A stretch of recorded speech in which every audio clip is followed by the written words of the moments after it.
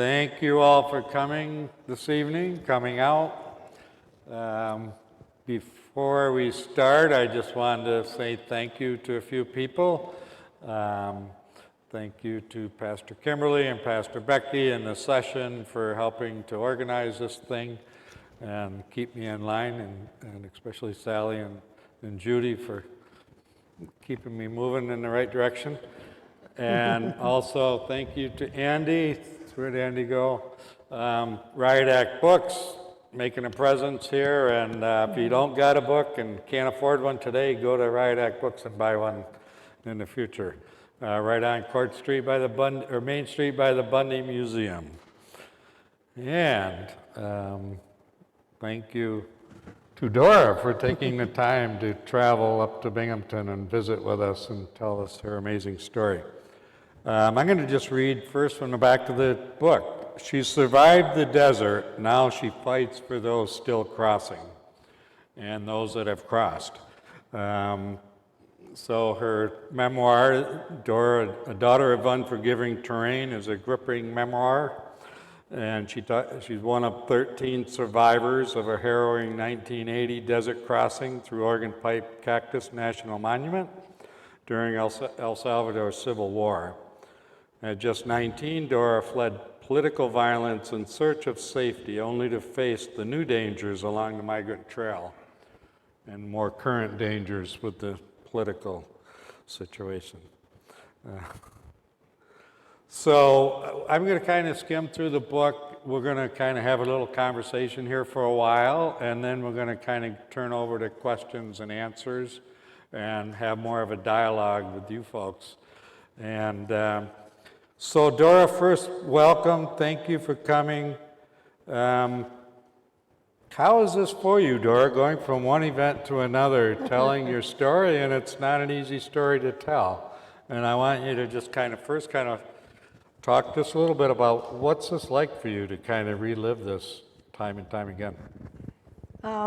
First of all, good evening, everyone. Thank you so much for opening your doors. This is beautiful. I'm so honored to be here, and it's quite an adventure.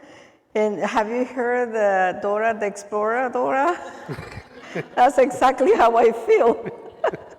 Because I explore in places that I never thought I would be. And during the first and second administration, we try our best to go out across the country and educate people or share with people the real story, try to change the narrative. It was some traveling that I did, but this one is nice because I can sit down, we can talk, we can, sharing my story over and over, it's not easy, but I can guarantee to you that if you ever had gone through any trauma, the more you talk about that trauma, the more you find healing. And that's what I found. I found healing in my heart, in my soul, and knowing that it's not only my story, it's the story of millions of people across the world in different parts of the world. So it's my honor to be here with all of you. And I thank my husband for being patient and traveling with me. I've been teasing him because I said I'm going to put you a name tag, Dora's husband, because I forget about him. But thank you so much. This is wonderful. Thank you. To be here. So, most of us have not been to El Salvador, don't really know anything about where you came from, to be honest. I believe speaking for myself. And so can you share with us just a little bit, like, what was your childhood like growing up in El Salvador? What's life like there for a young person? Yeah, I mean, El Salvador is a beautiful, beautiful tropical country. It's, you're happy with what you have. That was my case. I was growing up in pretty much a single mother home with an alcoholic father. But I didn't know more than that. And I was contained, I was happy. We walked, as I talk in my book, we never owned a car or a bike, so we walked and we walked and we walked everywhere. But that was my childhood, and I was also a person that liked always be in community and, people person, and I was always, since I remember, taking care of kids around the community for free, just because I like to be helping. And it was a good life, very good life in my country that I missed. So I'm going to read a little bit from your book again. From the record, you quoted some lines, Las Casas de Cartón. How sad the rain is heard on the cardboard roofs. How sadly my people live in the cardboard houses. You're not going to believe, but there are schools for dogs, and they give them education so they don't bite the newsboys. But the boss, many years, he is biting the worker. Do you remember that song? Yes, and don't make me sing it. I just had an interview in NPR. Oh, he's going to cue up the music here. Oh my God. And the man says, "Can you sing a part of it?" I said, "What? I'm not a singer." But, this was a protest song that when I was 18, when I graduated from high school, that's when everything was shifting in El Salvador. And it was chilling to know that so many people was disappearing already. And young people, my age, I was 18 at the time, just graduating from high school. A lot of my friends were kidnapped by the government already, accused of being against the government, and just disappear, or we would find them dead in the streets. So we started protesting and organizing. And it's just like a deja vu for me at this moment, because that's why it's scary for me, and it's painful because it's like I'm going back, and I have felt safe in this country for all these many years, but it's not the case at this moment. And in my country, we would have gathered together, march, go and scream in the streets, "You cannot do this to us. You're doing this to your own people." And that was one of the protest songs that we put it louder and louder. And then we started getting quieter and quieter because the death was growing and growing among the streets. Yeah, I think you said in the book that you had to keep the volume low when you played that so they couldn't hear it outside. Right, so there was one instance when my brother, who was younger than me, we all loved the idea of fighting for something that we have wanted for so long, which was just justice and equality of life for everybody. And we were playing that at my little living room, and my mother ran and said, "You guys have to break this, you have to disappear this record because they're knocking at the doors." And there were soldiers with rifles and everything, just going door to door trying to find any propaganda that it was against them. So we broke it in pieces, throw it in the outside toilet, and disappear. Disappeared. Yeah. But so you were 19 at that time with that music, and that's about the time that you made your first and second attempt that you attempted and then were deported, right, back. Yeah. And what led you to try one more time? Well, it was life or death. The last Christmas I spent with my family was in 1979. And I told some of that in the book, a really cute story with being with my younger brother, coming back from the capital, San Salvador, and we were coming New Year's Eve because we started working very young. So we were working in the capital, we're coming back, and we didn't find a seat in the bus, so we had to crawl up with the chickens on the top and drove an hour and a half to our house with the chickens on the top. But it was our life, and it was it's been very hard for me to live with that for all these years, thinking that that was the last New Year's Eve. And I didn't know I have to leave my family. That is the thing, that's what forced migration did to me and did to a million of us that fled our country at that time, because it is life or death. So you don't have time to prepare. You don't have time to go to an embassy and ask for a tourist visa or something that people say, why you don't come the right way. There's no time for that. And beside that, you don't qualify. If you are a person that does not have the money, they're barely making it in your own country, you don't have that privilege to go and ask for a visa. So the only choice you have is to come through the desert or the river, the mountains, and pay somebody that promised you that you're gonna get here safe. Those people, as many of us know them, they're called smugglers, coyotes, guías. They have different names, but their only mission is to take your money and get you lost. I mean, really, I don't really believe that they have any soul. There is another breed in these people. And I decided to come once in January, right after 1979, when things started increasing. The military was in our area and they were kidnapping people. So I was given the opportunity to come with friends. It took only 5 days in the bus all the way north. We get to Tijuana. We had all this ordeal getting to there was not a big border wall, an ugly border wall. It was just a small fence to jump. And the minute we jump, we get arrested. And that was the first time I have ever been in front of a detention officer and treated like the worst criminal. So within 2 days, this is the thing, that the war in El Salvador was a secret to this country. No one was talking about the war in El Salvador because the United States was already involved in the war.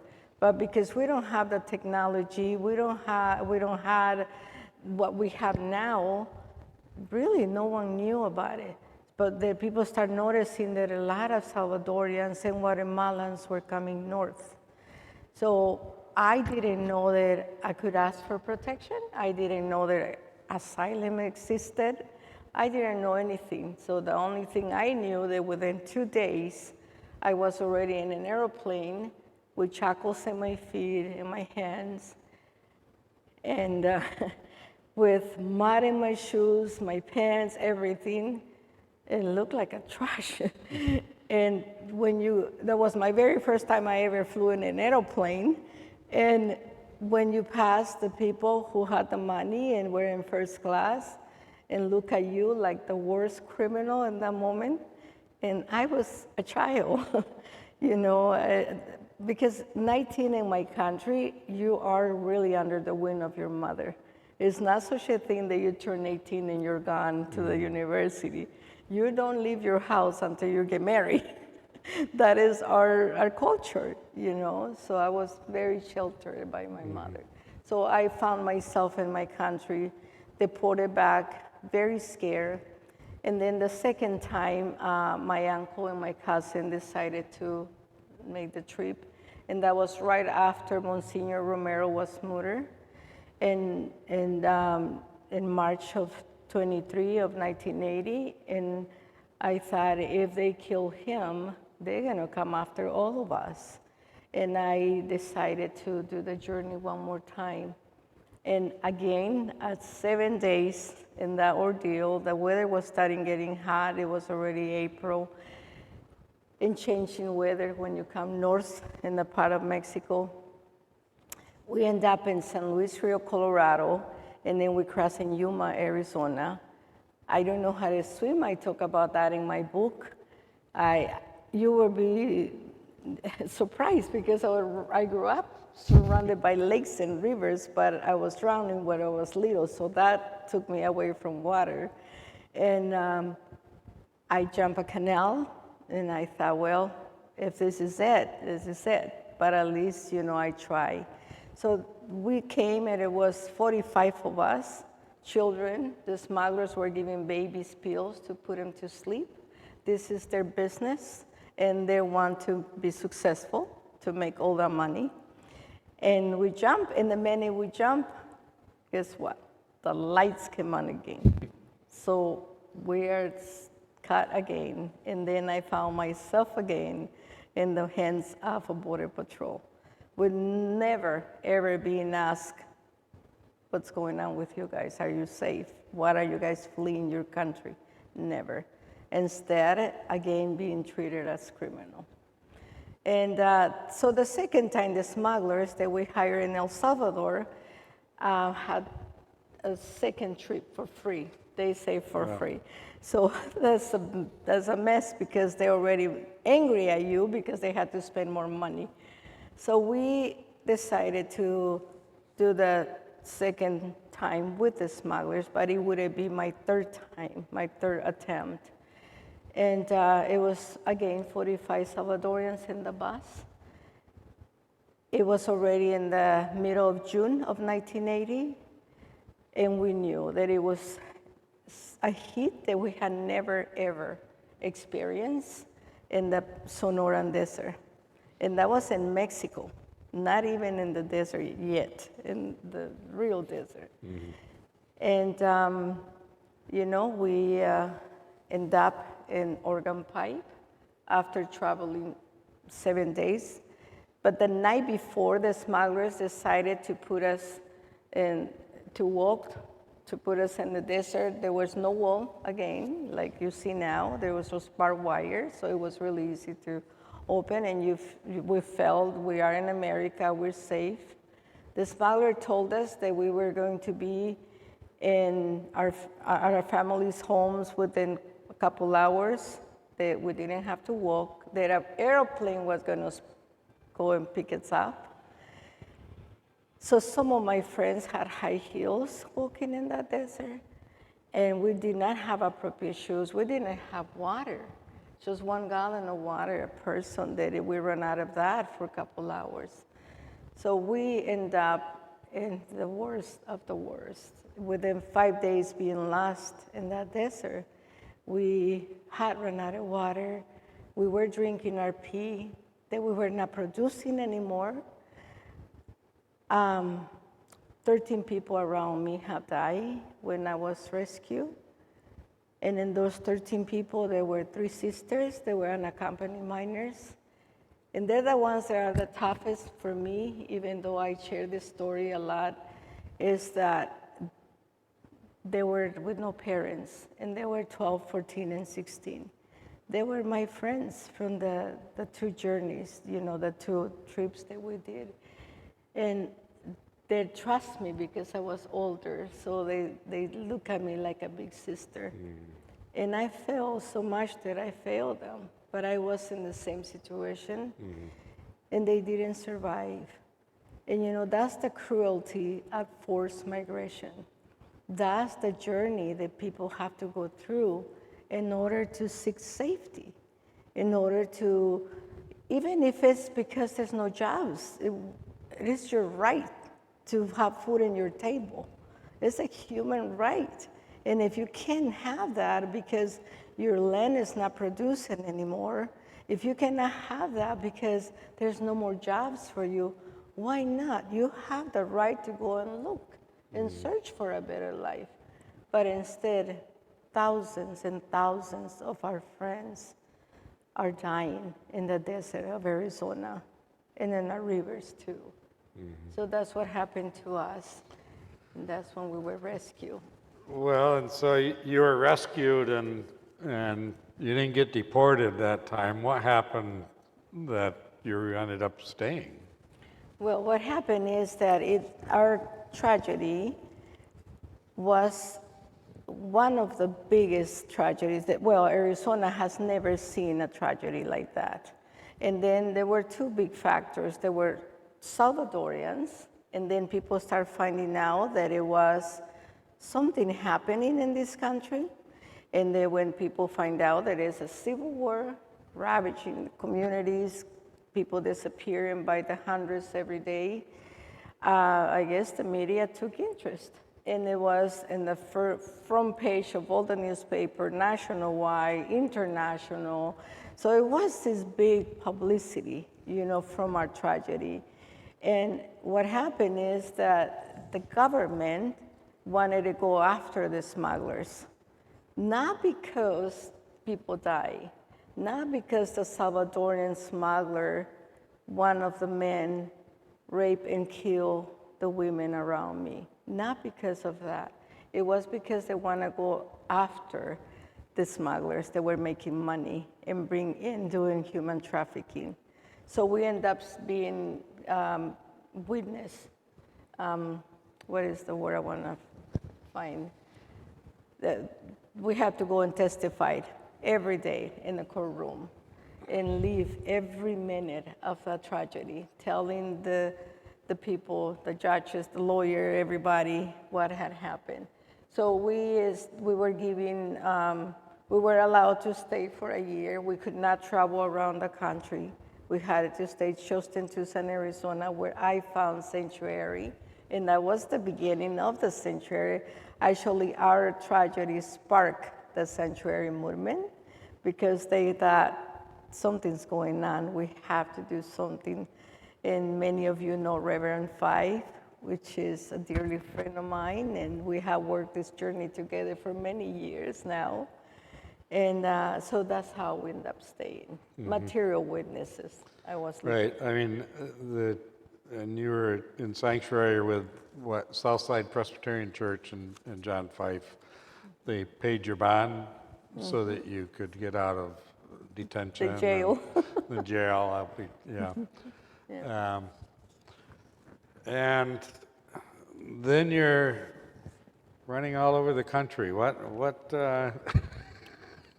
Now, what right? led you to, I think hearing your story, maybe it's kind of obvious what leads you to want to do the kind of work you're doing today, but how do you keep the energy up and how do you stay so positive? It's been a while. I have been doing this work since the minute I got legalized. Well, 2 years later, I had married my high school sweetheart, so I became, I was given a green card. So by then, the sanctuary movement was already going and saving lives from people from my country and El Salvador. And I thought, well, this is my time. I need to give back. They saved my life. They gave me home. They welcomed me in the community. So I started hosting families in my little casita that we had at that time. And I haven't stopped since then. It's been periods of my life where I have 5 kids. They're all growing and gone now. So, and 4 grandkids. And time really flies. It's just crazy. But it's good to give back. I mean, for me, I cannot imagine my life not doing what I'm doing after I was given the opportunity to live, to be alive, and my friends that are around me, I have always questioned, why me? I imagine their life like my life, And but they were not given that opportunity. Their life was cut short. I mean, my little friend, 12 years old, And so I think what I do is in their memory to honor them. And I want this book to honor their lives. And I don't want ever, when I'm gone, that people forget about this. This happened, and it continued to happen. We see it every single day in our borderlands. People is dying, seeking safety. And somehow we need to continue to speak up. We need to get involved. When you say how I'll stay positive, I say positive because of each of you, because you give me hope. People who is willing to sit down and listen and do something about gives me hope. They are not alone. that this is the moment right now. A lot of people is telling me, are you scared? This is very dark times in America. And I said, well, I see it differently. I see it as an opportunity for us to embrace our communities, to come together and do what we can. You know, we might not be able to save the world, but we can sure change someone's life, one person at a time, one family at a time. And that's what we do in our communities. And that's my thing every day. I wake up with a phone in my hand every day. Yeah. And she cleans my kitchen after I make her breakfast. I mean, We do. Yeah. so let's shift gears just a minute. Let's talk about Salvavision and your founding of that. And let me just say at first, every year we go down there, she's doing something different because the rules and stuff change every time, and, you know. And so one time I'm going with her in Nogales, and another time we're in Sassby, and then we're doing stuff in Tucson and along the wall. But so where is Salvavision now, and what kind of things are you doing, and what kind of help do you need with it? Yes, yes. So in the community of Tucson, Arizona, that's where I was rescued in that area. In Ajo, Arizona, I was rescued and then moved to Tucson, and people welcomed me. I was with a family for a whole year. They opened their doors to us, you know, to me, and then I found home again in there and felt safe. And I never had my own organization. I was always helping with the sanctuary movement, and then the Samaritans came in 201, and then Human Borders, and then No More Death, and all these organizations, you know, that I wanted to stick my nose in each of them and help in as much as I could. But in 2016, that's when things were changing for us in our borderlands, and then we started seeing the increase of families that were left in the Mexican side, and so much desperation in the streets. They needed help. They needed a pair of shoes. They needed a jacket when it was freezing. The kids needed a piñata in the patio, in the park, because they needed to be kids for a minute. All that stuff. So in 2016, I decided that I was going to write a book, but I didn't know how and when. I have a co-writer who said, we'll do it together, and she's an incredible, amazing friend. And I said to my daughter, one of them, how about if we start an organization? She said, what? What are you talking about? I said, no, it's easy. Somebody told me that it's really easy. That you just need one or two people, and then you start your NGO and your nonprofit. And so that's how our organization was birthed, and then it went, you know, for almost 11 years now, that we've been everywhere. And when you're so right, you say I just feel that we're putting fires out because the policy change, people is affected immediately. And then we gotta go. In 2016, we started with people just waiting for a number to cross, to give a chance. And then we moved to children's separation. And then that was the most horrible, painful situation that I had seen in my life, when you see a woman in Mexican side without her kids, not knowing where those children were. So that's when we had it to be there. I felt this is what we need to be doing, supporting them, not only with clothing and shoes, but with your heart, with a warm hug. And many of our volunteers don't speak Spanish, and I say, you don't need to. All you need is to be here with your smile and be present.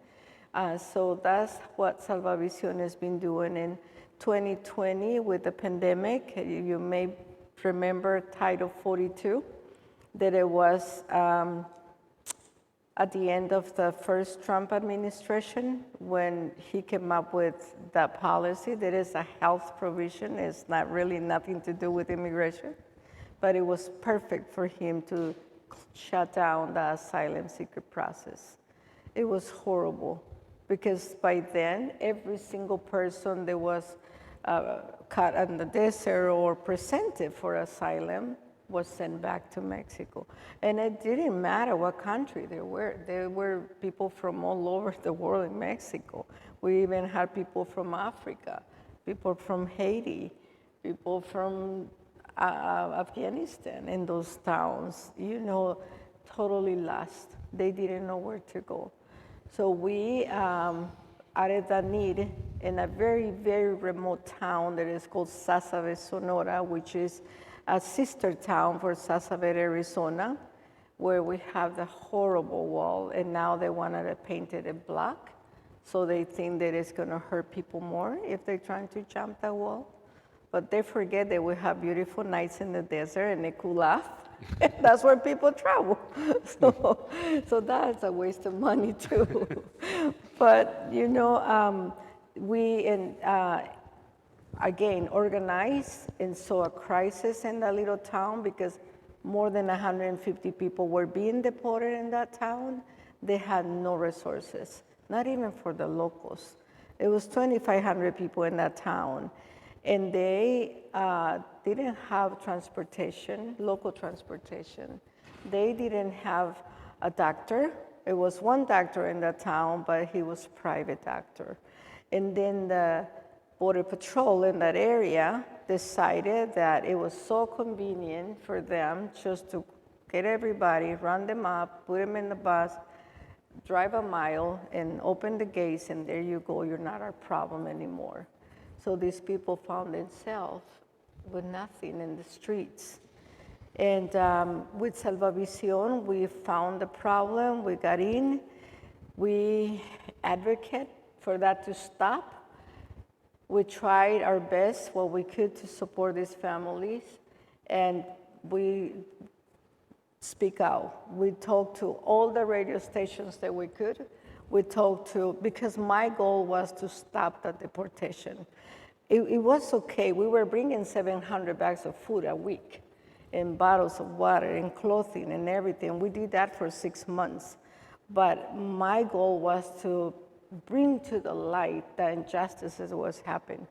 It was not okay to just have these people from everywhere. There were hundreds and hundreds of people from Guatemala, indigenous, that they don't speak the language, and it was very, very hard for them. They were completely lost. Women with children.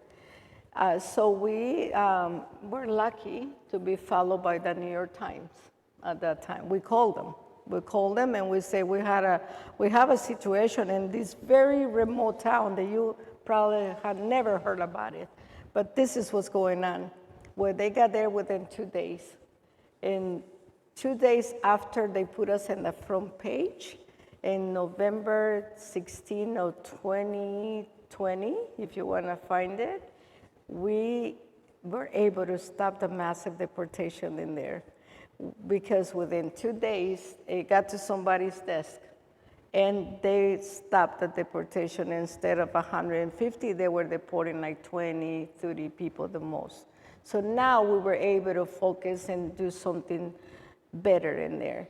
And that's how we started the idea to build Casa de la Esperanza, a house of hope.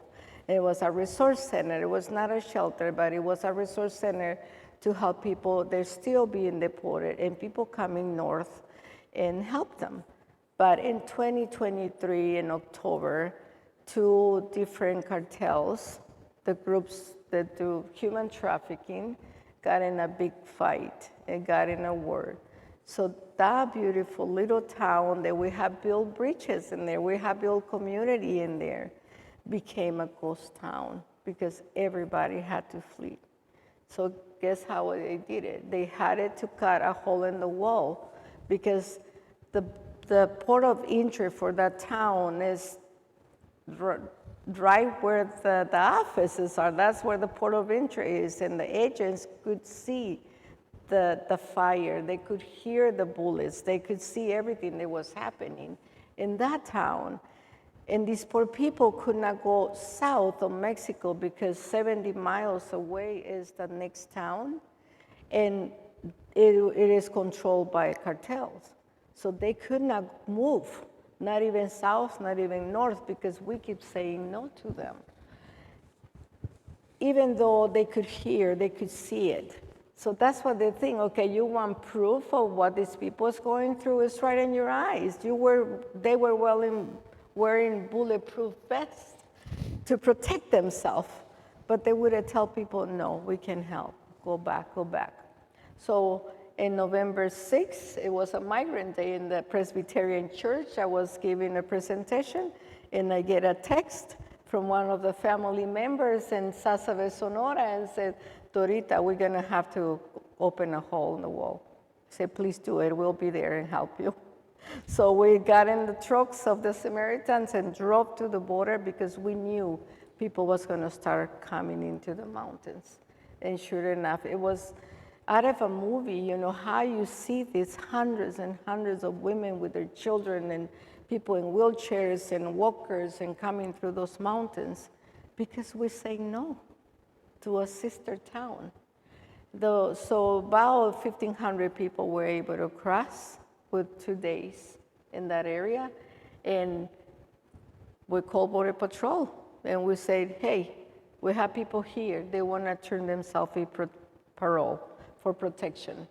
And they did. They were going crazy all over the place and they got everybody. And so that's how in Tucson, Arizona, we end up with families. So that's changed for us again, because now we had to worry, okay, where are we gonna put all these families? We had to find housing for all these people. And we did, with the help with so many people and families in Tucson. And now, at this moment, we are serving about 70 families from Mexico, Venezuela, lots of Venezuelan families in our community with their children and their families, and Honduras, El Salvador, Guatemala, Nicaragua. So we are the United Nations now, I guess. But, you know, this is how it is. And the support we give these families, it varies. It goes from helping them with housing, because many of it can't work. And if they had a work permit, it's been taken away from them now, so they cannot work. They don't have Social Security, but they still have to pay rent. They still have to support their families. So we are trying our best to find the money to pay for those rents and work permits, yeah. So you say we quite often. Who's all these we's that you got out there doing all this work? You. I call Dora the general, running this whole show on Signal apps, sending message out and telling people, I need a bed over here, I need this over there. Yes. It's amazing. Yes, it's a whole community. And I always say, you cannot ever do this work alone, never. It's us that will make someone's life a little better. Mm-hmm. Yeah, so, yeah, you are the we. You are the we. You are the we. We all are. I think I'm ready to open up for questions. If somebody has something that I didn't cover that you'd like to hear talked about, by all means. Oh, thank you. Chris has the mic. Oh, Chris has the mic. Yeah. Comments? Questions? Hi. Thank you for your story. I was just wondering, after you left, how did your family do during the Civil War? What happened in your town and your community during that time? Well, my town got devastated. I mean, you know, like everyone in our country. My family took all the precautions that they needed to take. My mother had to go to work every day, and coming back late afternoon from work, you know, just trying to navigate the bodies that she would find, not to step in blood. Those were her stories to me. But thank goodness they survived the Civil War. And they were able to, you know, after it was over, to go to school and continue with their lives. But the trauma, is a trauma that even though they're still alive, they had to live with that the rest of their lives. Yeah.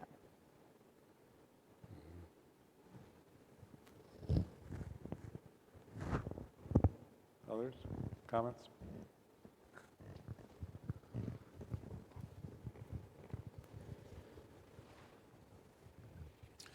Adam Flint.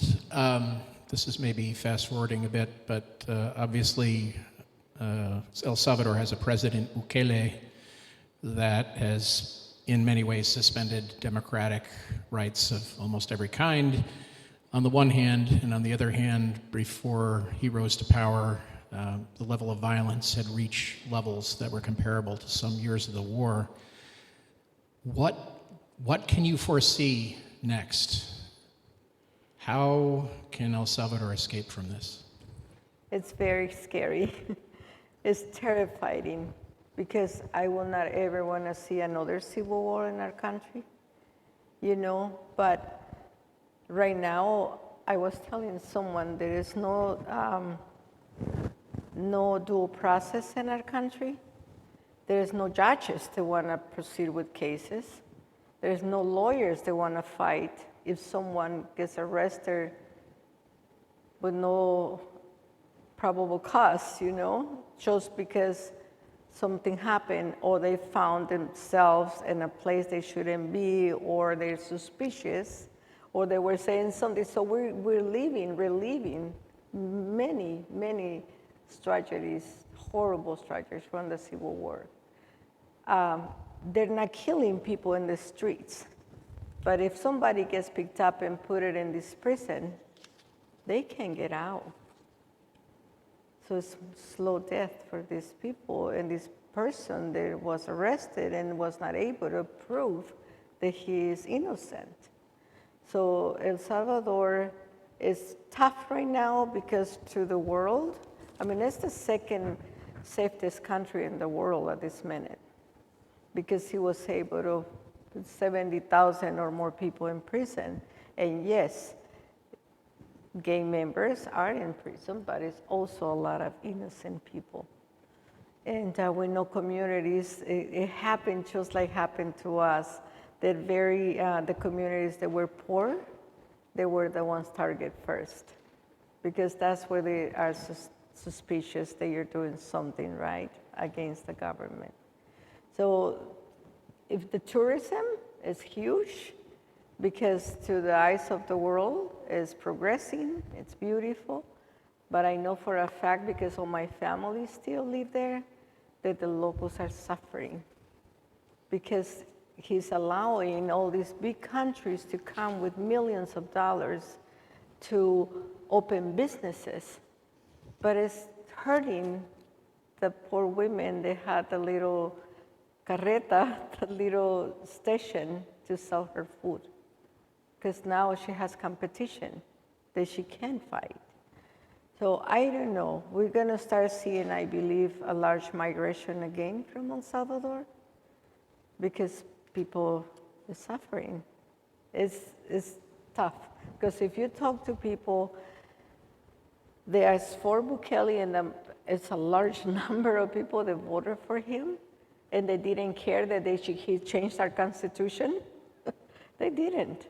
They voted him again, and they're going to be ready for the third time, and then we'll go to someone that will probably never leave the country as a president. So it hurts. Thank you. Thanks for your story. My name is Matt Johnson. I have a doctoral student who's studied how when migrants move from one country to another, they do best when they keep some of the values and traditions of their original culture and adopt some of the values and traditions of the new culture that they're moving into. I'm wondering if you could speak to some of the values and traditions that you've held on to and how those have helped you, and some of the ones that you've adopted from here that have helped you. Thank you. Thank you. I believe that what I carry on with me always is the value of community, because I learned how to work in community and organize since I was a kid. So I carry that on, and I carry that on here. So that's what I have seen myself. And of course, my food. Can I get away from pupusas? If you don't know that, you have to try it. You have to open a cool restaurant in here. It's the Salvadorian culture, you know. Food speaks volumes, the smell. And in my book, I talk about the Thanksgiving at my house is any day, any time, because my kids are all everywhere. And the first thing they want is that Salvadorian turkey. We got that recipe from my mother, and it keeps carrying on. So that has helped me to adjust, you know, and I still have my accent, but it never go away, that I'm so proud of it. And even though I, you know, learned to speak English, still learning, because it's a tough language. It's not easy to learn. But, you know, I carry on try to carry both of the cultures. And, you know, I want to say that I'm so thankful that I am here. I'm so thankful that I was given the opportunity to be here and call this place a home and where I raise my children. But that's what I am grieving. I am hurting for what I see. But that gives me more wanted to be out there and share our stories and say, we're better than this, and we are going to be okay, I hope. Yeah, thank you.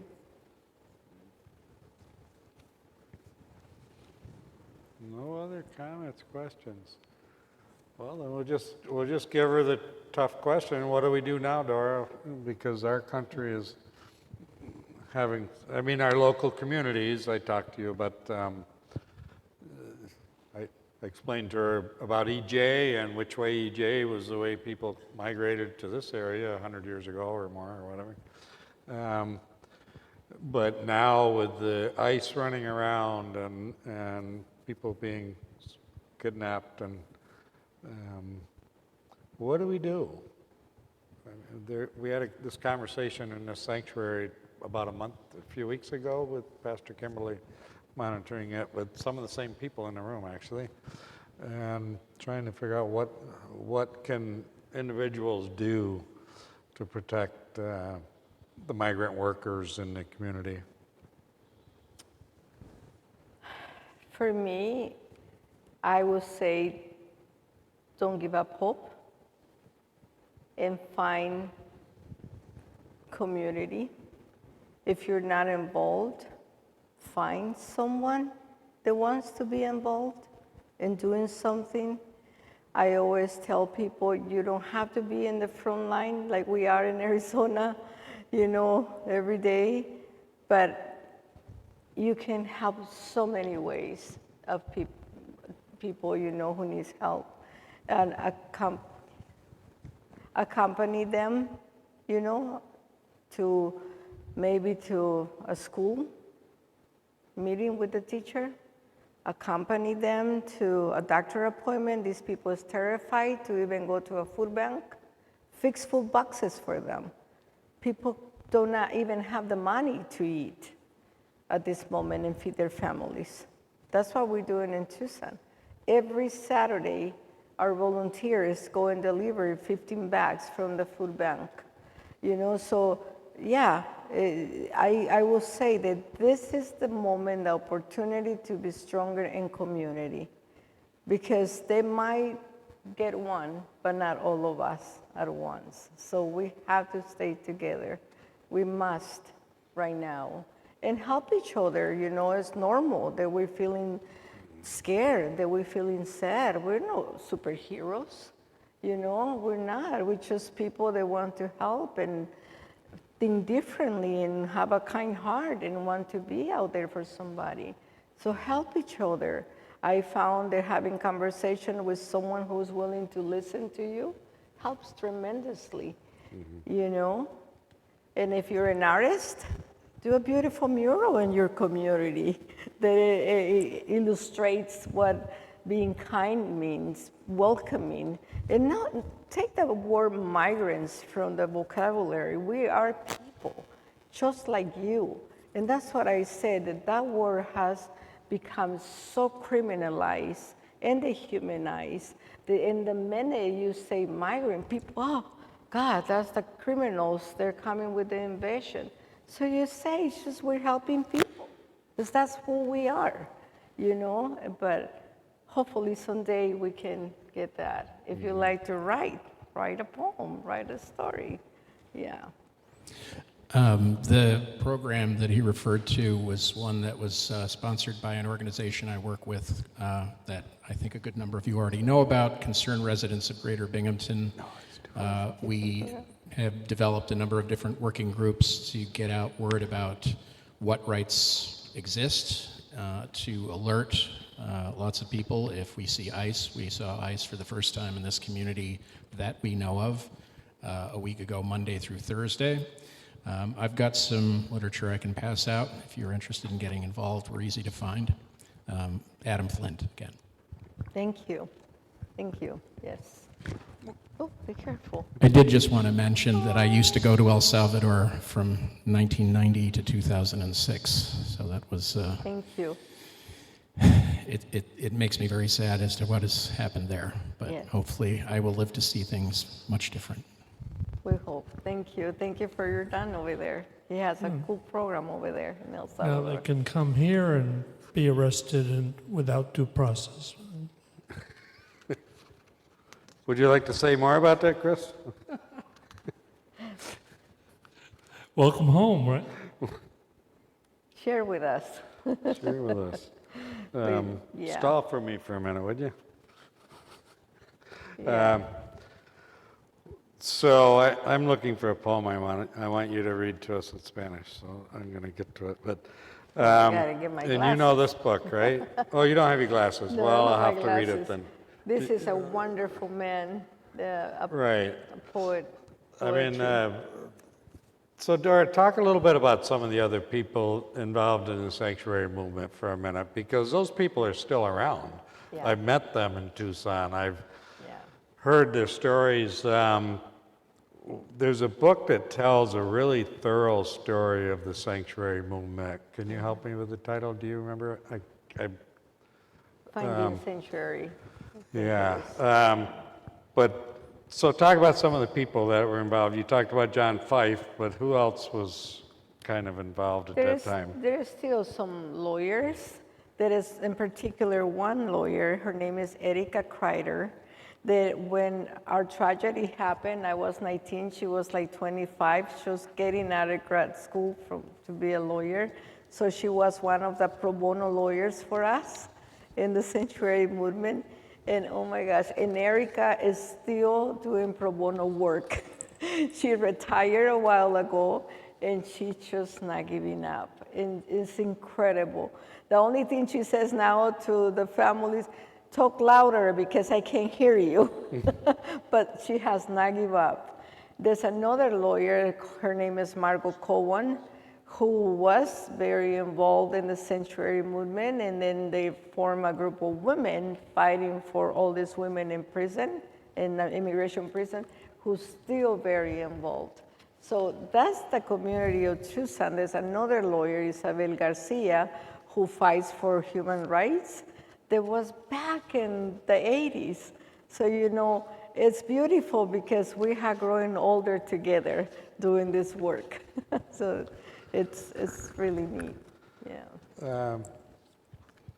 Some of the other folks, Alvaro, talk about Alvaro and his crosses. Yeah, Alvaro Enciso is a man from Colombia. Alvaro is about 78 now. And I talk about Alvaro in my book because thanks to him, I found the place where we were rescued. And thanks to Alvaro, now we have a memorial with the 13 crosses. And one small cross because there was a pregnant woman in the group. So he goes to put a cross in the desert every single Tuesday.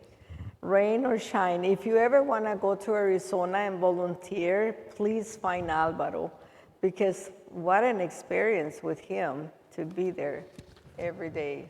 Yeah, And every there's a Tuesday. documentary coming out, The Crossman, I think. Is that It right? is how, yeah. Right.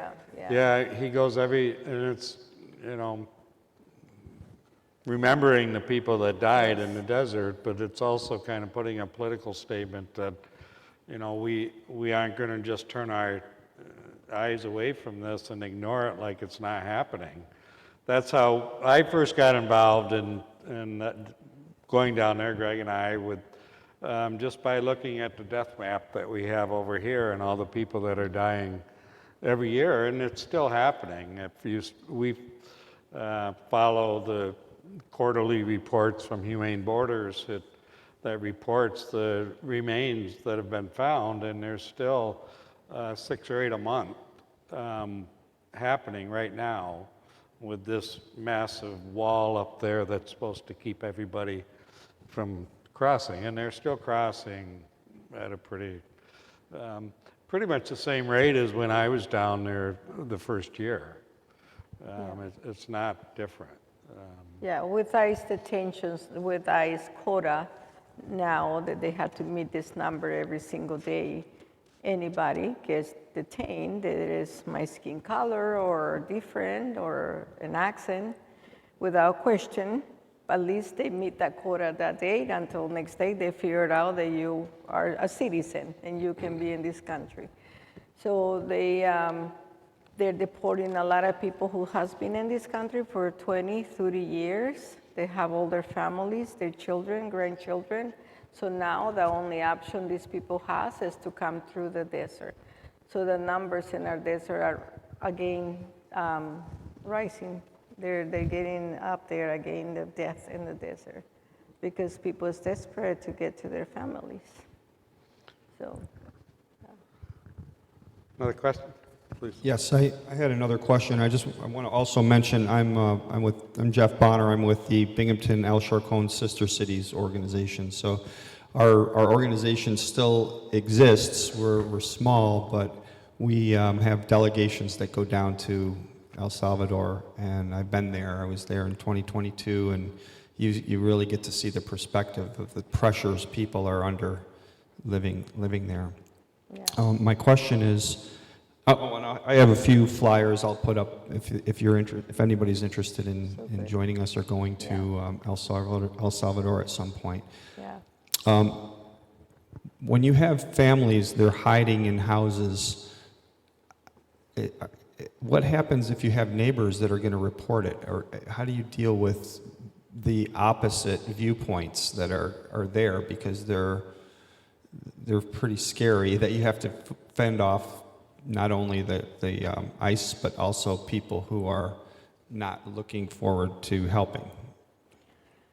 So I tell you, in Tucson, Arizona, what we've been doing is pretty much empowering our families, educating them with their rights, how to survive this.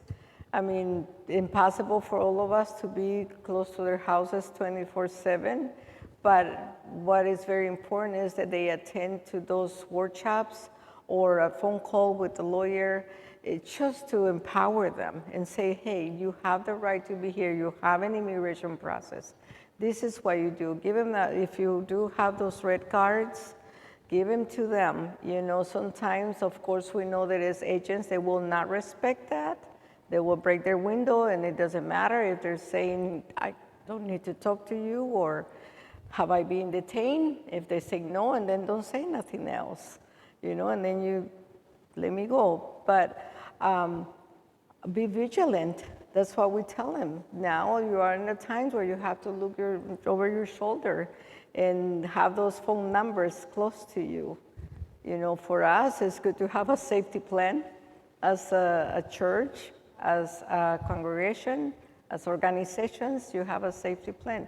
You have some lawyers they might talk to you if anything happened to us, you know, as volunteers too. Yeah.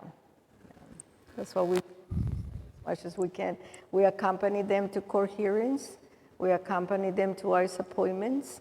And I am advocating a lot. I said a lot of our snowbirds, they're in their 70s and they're bored at home. I said, okay, I have a job for you.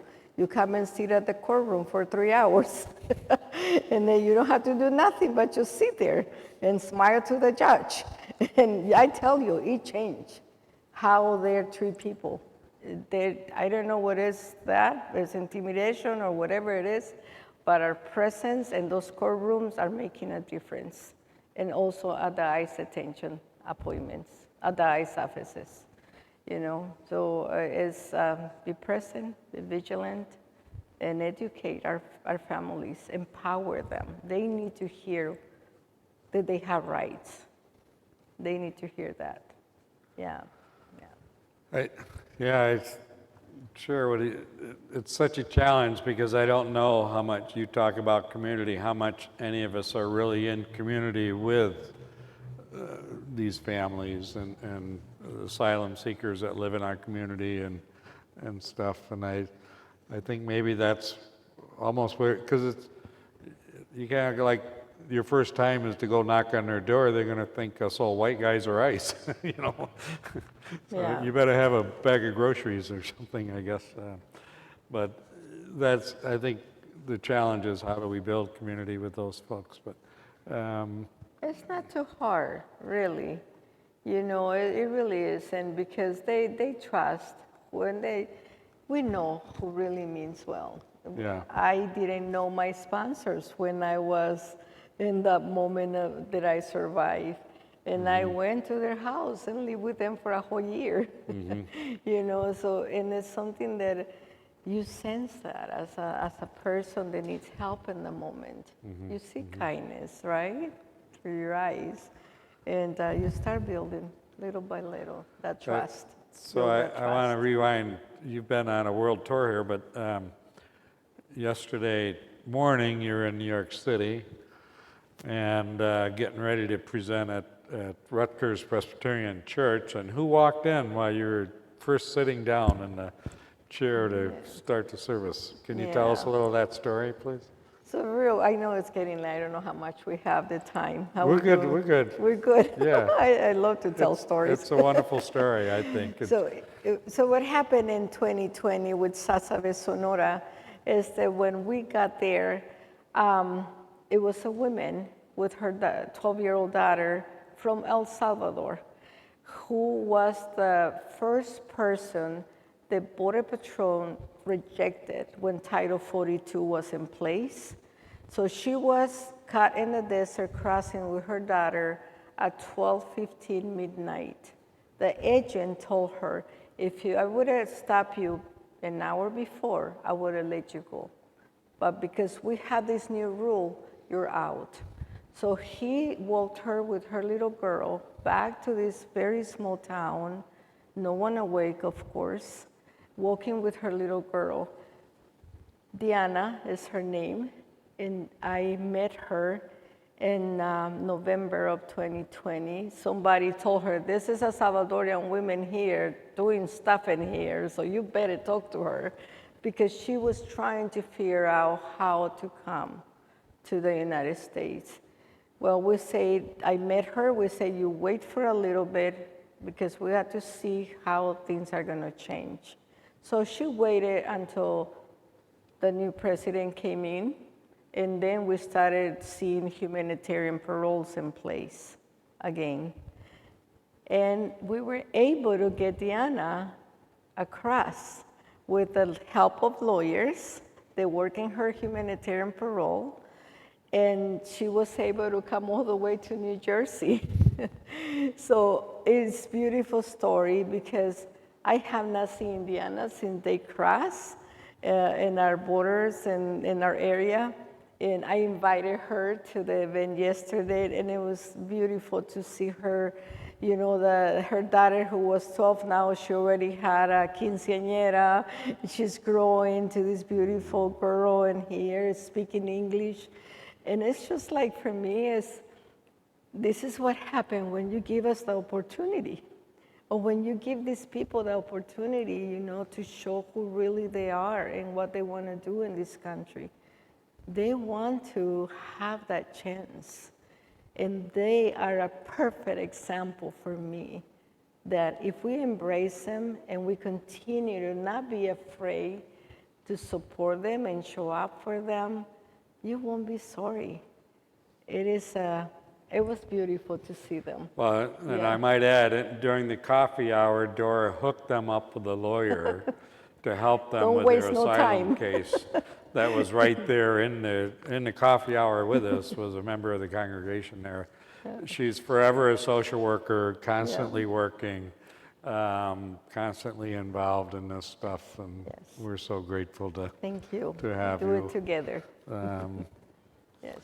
I'm going to, any more comments or questions? I don't see anything. I'm gonna read a quick poem from, and you can have it after. It's from a book I have in our little lending library. It's called A World Without Borders, Un Mundo Sin Fronteras, from Daniel Lehner, who I'm sure From Dora knows, Ohio. right? You know everybody down We there. work in the book together. You worked the on this co-writer, together? Yeah. Oh, with the Spanish. Okay. It's a beautiful book with poetry and pictures in it. I encourage you to grab it. There's one that really got to me, and I'm going to read it in English because my Spanish isn't that great, and I don't want to embarrass myself. Us and Them is the title of it. On the border between us and them is a killing field where the innocent die. Where the hate multiplies on the border between us and them is a wall where the innocent die, where the patriots defend their religion of hate and authority, where the children cry on the border. Between us and them, I guess I'd rather be them. I'd rather die than make the children cry. Wouldn't you? Yeah. Thank you for reading that. He's amazing. I love him. That'll be it unless anybody has any else. We'll hang around here, have refreshments.